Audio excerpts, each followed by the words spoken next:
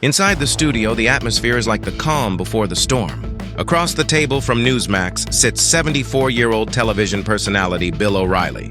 His familiar cold smile is drawn to the corners of his lips, the confidence of winning debates year after year.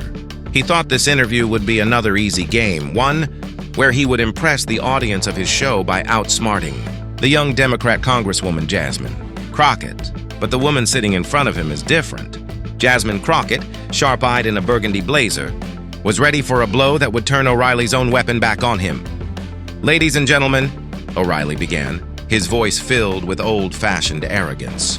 "Today we have Congresswoman Jasmine Crockett, a young politician who thinks she can teach America justice, yet has no particular track record." The studio was tense, but Crockett was calm, his eyes steady. He didn't flinch for a moment. O'Reilly went back to his old tricks: interruptions, sarcasm, and belittling his opponent with selective information.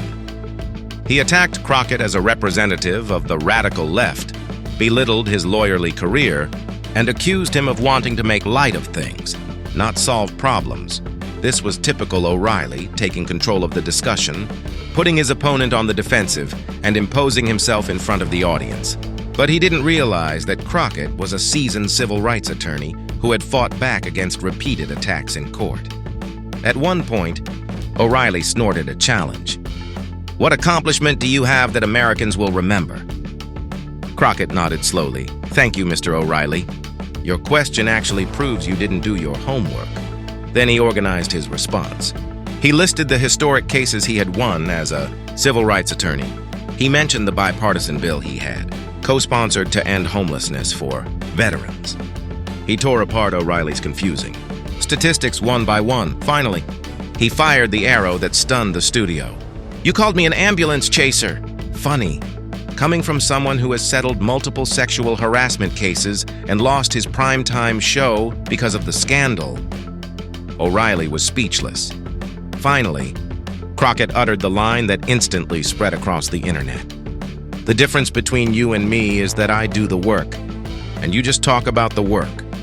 The clip racked up millions of views on Twitter, X, in minutes. Social media was abuzz with memes. Political analysts called it the perfect example of preparation. Even those close to O'Reilly admitted he had truly lost. Word spread. Newsmax producers quickly canceled his next appearance. Democratic leaders congratulated Crockett, and Speaker Hakeem Jeffries sent him a personal message. Law schools and advocacy groups turned the interview into a case study in handling hostile interviews. It was an embarrassing failure for O'Reilly.